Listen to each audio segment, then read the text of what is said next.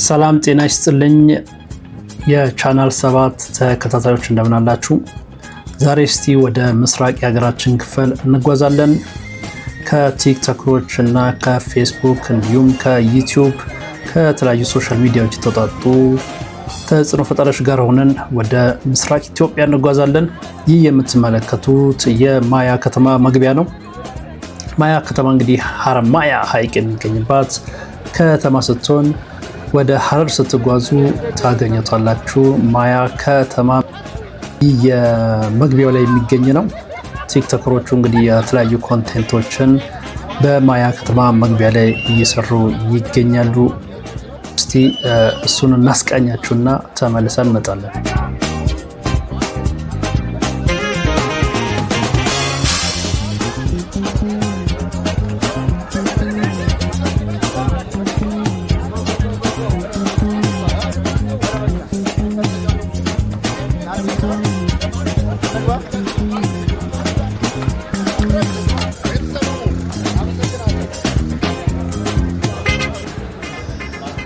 ከማያ ከተማ መግቢያ እንግዲህ ወደ ከተማው ስንገባ ጠፍቶ የነበረውን ሀረማያ ሐይቅን እናገኛለን።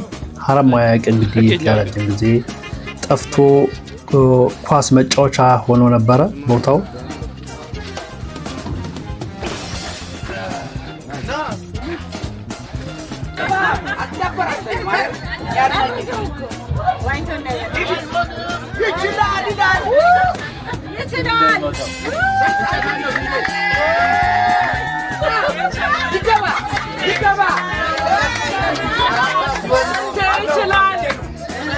እዚህ ጋር እንደምትመለከቱት እንግዲህ በሁለት ጀልባ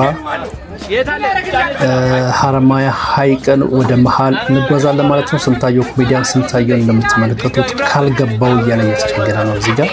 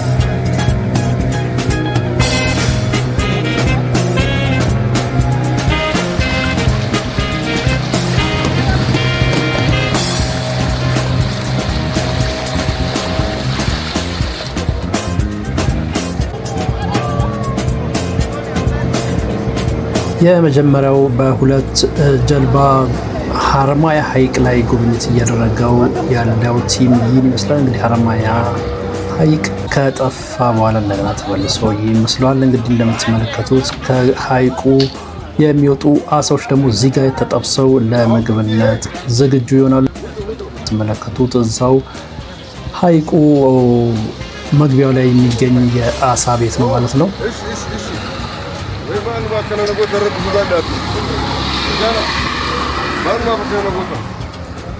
እንግዲህ አሳውን እዛው ሲጠበስ ተመልክተናል።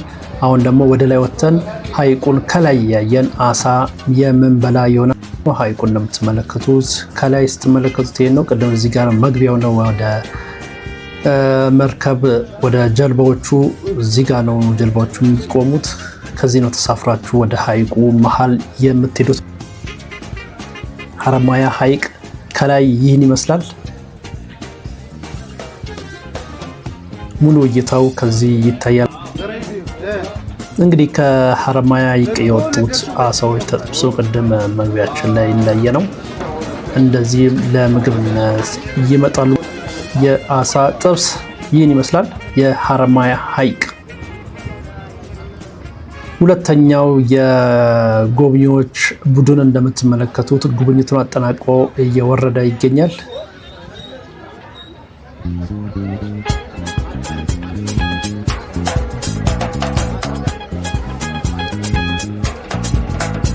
ሀጂ ይባላለው። የተወለድኩትም እዚህ ሐይቅ ላይ ነው። እድገቴም ሐይቅ ላይ ነው። ኑሮዬም ሐይቅ ላይ ነው። ሐይቅ ማለት እናት ነው። ሐይቅ ማለት አባት ነው። ስለ ሐረማያ ሐይቅ ታሪክ ትንሽ ለሁለት ደቂቃ ገለጻ ላደርግላችሁ ፈልጌ ነው። ያው እንግዲህ ሐረማያ ሐይቅ ድሮ ጥልቀቱ 19 ሜትር ነበር። ያው ሳናስበው እንግዲህ በሐይቁን አለመጠበቅ ችግር በ1996 በ3ኛ ወር ላይ ሐይቁ አለቀ። ኦልሬዲ አለቀ። ያው ሲመለስ ደግሞ 2012 በ10ኛ ወር ላይ ታስታውሱ እንደሆነ ክቡር ጠቅላይ ሚኒስትር ዶክተር አብይ አረንጓዴ አሻራ የምትለዋ ነገር ክላይሜት ቼንጅ መጣ። እዛን ጊዜ በ2012 በ10ኛ ወር ላይ ዶክተር አብይ በሰራው ስራ ይህ ሐይቅ 2012 በ10ኛ ወር ላይ ነው የተመለሰው። ሲመለስ ደግሞ በአንድ አይደለም የተመለሰው 1 ሜትር 2 ሜትር 3 ሜትር እያለ ነው ቀስ በቀስ እያለ ነው በ6 ወር ጊዜ ውስጥ ይህ ሐይቅ አንድ ርተኛው የተመለሰው። እንግዲህ ሙሉ ለሙሉ አልተመለሰም። ድሮ ሐይቅ እስከዚህ ድረስ ነበር። ይህ ሁላ ምንም ያጋራ ሁላ አይታይም ነበር። በጣም ከፍታ ነበረው። ያን የሚያክል ሐይቅ ነው ያለቀው። እንግዲህ ዶክተር አብይን በዚህ አጋጣሚ ለማመስገን ወዳለሁ። ጠቅላይ ሚኒስትራችን በጣም ወዳቸዋለሁ፣ በጣም አከብራቸዋለሁ። እንግዲህ እንደሰማችሁት የአካባቢው ነዋሪ ስለ ሐረማያ ሐይቅ ማብራሪያ ሰጥተውናል። በቀጣይ ጉዞ ወደ ሐረሪ ክልል ሐረር ከተማ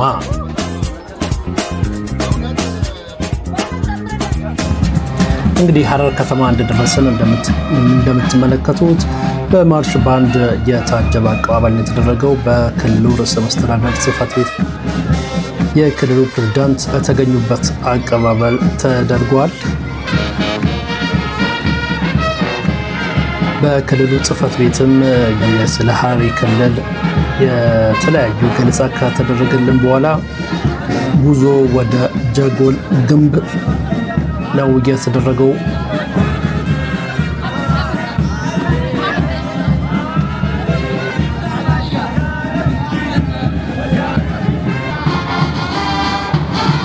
ይህ እንደምትመለከቱት እንግዲህ ከርዕሰ መስተዳድር ቢሮ ከላይ የተነሳ ምስል ነው።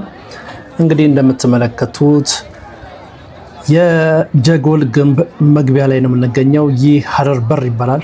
በሐረር በር ነው ጉብኝታችንን የጀመርነው። የተለያዩ እንግዶች እዚህ ጋር ፎቶ እየተነሱ ነው ለማስታወሻነት። ቲክቶከሮችም የተለያዩ ቪዲዮዎችን በሐረር በር መግቢያ ላይ እየሰሩ ይገኛሉ።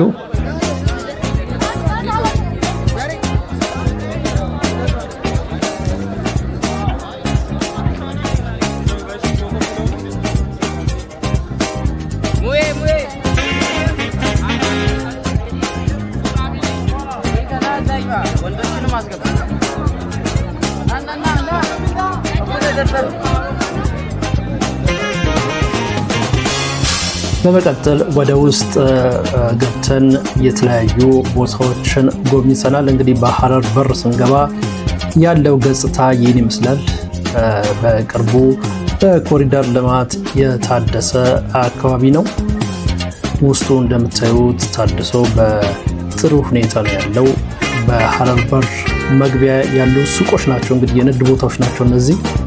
በቀጣይነት ወደ ውስጥ ዘልቀን ደግሞ መኖሪያ ቦታዎችንም የምናሳያቸው ይሆናል።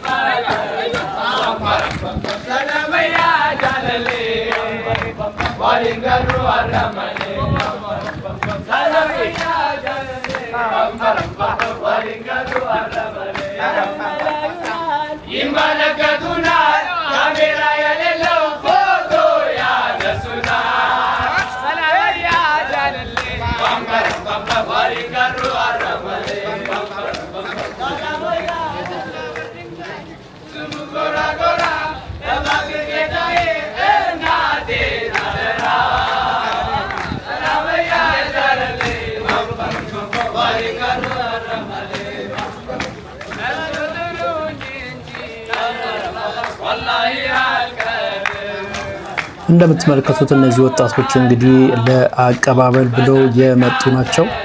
የተለያዩ ዜማዎችን እያሰሙ ሲጓዙ ነበር አብረውን።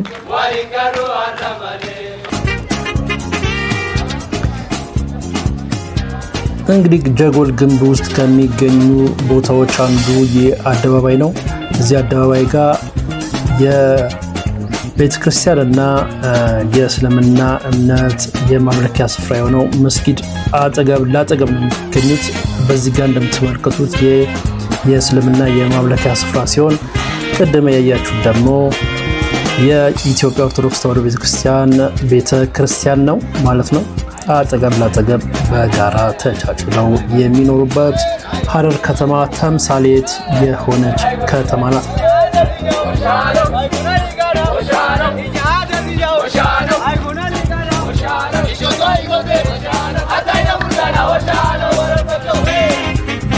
አሁን ደግሞ ወደ ሰፈሮች ውስጥ ዘልቀን ሰፈሮቿን የጀጎል ግንብ የውስጥ ለውስጥ ምን ይመስላል የሚለውን እንመለከታለን። እንግዲህ ጋር ማንጎ፣ የተለያዩ ፍራፍሬዎች መንገድ ይሸጣሉ። እሱ ነው የተመለከት ነው። በጣም ጠባብ የሆኑ ቦታዎች ናቸው። እንግዲህ የጀጎል ውስጥ ለውስጥ ስፍራዎች እንደምትመለከቱት በጣም በቅርቡ እንደታደሱ ነው መረጃው እዛው እየተነገረን። በጣም ጠባብ እንዲሁም ውብና ማራኪ ለእይታ የሚስቡ በነጭ ቀለም ያሸበረቁ የውስጥ ለውስጥ መንደሮች ናቸው። የጀጎል ግንብ መሃል የሚገኙ ሰፈሮች ማለት ነው። እስቲ አብረን እንጎበኛቸው። በደንብ ጀጎልን በደንብ እናስጎበኛችሁ። ተመልከቱት።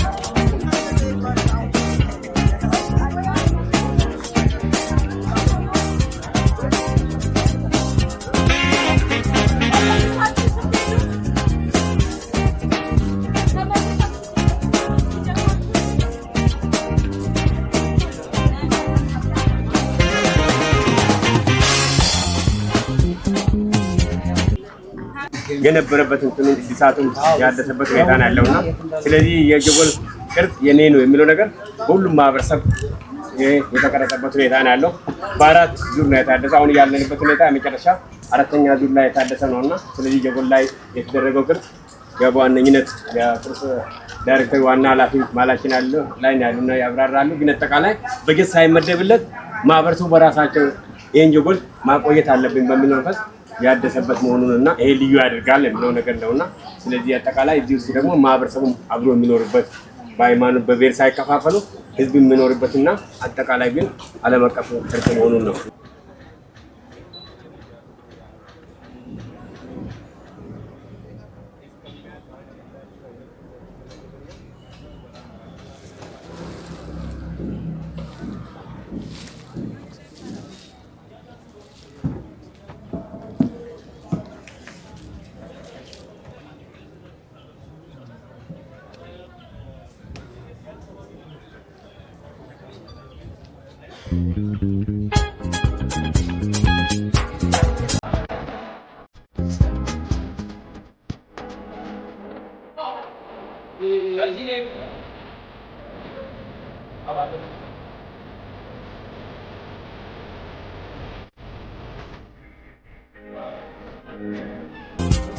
ትልቅ ነው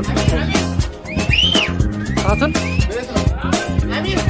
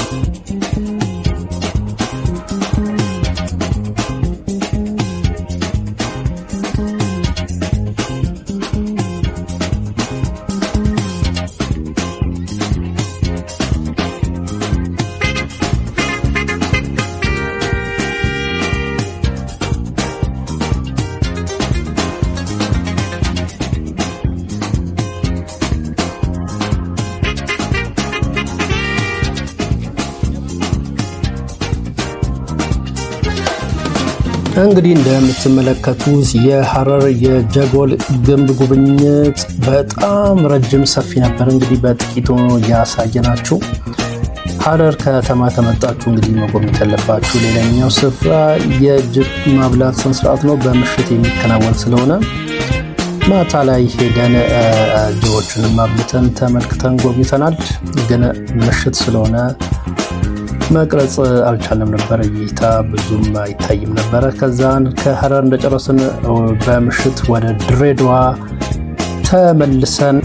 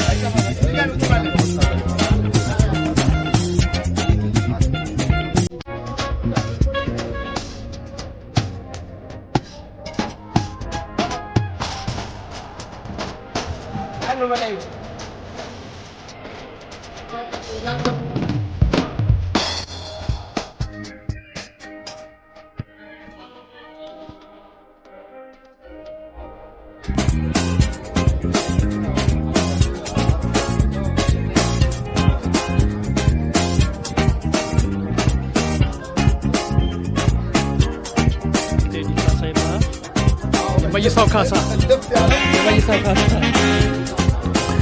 እንግዲህ ወደ ድሬዳዋ በምሽት ተመልሰን ከ100 ዓመት በላይ እድሜ ያለውን የድሬዳዋን ባቡር አቀባበል አድርጎልናል። እንግዲህ ከነበረበት ስፍራ በመውጣት ጥሩም በማሰማት በምሽት አቀባበል አድርጎልን እንግዲህ ተጉዘናል በባቡሩ ማለት ነው። እንደምትመለከቱት በርካታ ቲክቶከሮችም ቪዲዮዎችን እየሰሩ ነበረ። ባቡሩ ላይ በመሳፈር እንግዲህ ውስጡንም ጎብኝተን አብረን ከባቡሩ ጋር በባቡሩ ተጉዘናል ማለት ነው። እንደምትመለከቱት ቲክቶከሮች፣ የተለያዩ ጋዜጠኞች እና ጸሐፊዎች ማስታወሻ ፎቶ የተነሱ ነው። ቢቢ 1215 ይባላል ባቡሩ። ከ100 ዓመት በላይ እድሜ እንዳለው ተነግሯል። በድሬዳዋና በሐረር ማያ ከተማ የነበረን ጉብኝት ይህን ይመስላል። እንግዲህ በቀጣይ በሌላ ጉብኝት ተመልሰን እንመጣለን።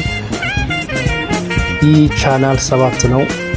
ሰብስክራይብ አላደረጋችሁ ሰብስክራይብ በማድረግ አብራችሁን የተለያዩ መረጃዎችን መከታተል ትችላላችሁ። እንዲሁም እንደዚህ አይነት ወጣ በማለት የሚደረጉ ጉብኝቶችን የምናስቃኛችሁ ይሆናል። አብራችሁን ትጎበኛላችሁ ማለት ነው። ሰብስክራይብ ካደረጋችሁ ሀሳብ አስተያየት ካላችሁም ኮሜንት ላይ በማስፈር ሀሳባችሁን መስጠት ትችላላችሁ። ቻናል 7 ነው። ከልብ እናመሰግናለን። ከድሬ ሐረር ማያ ከተማ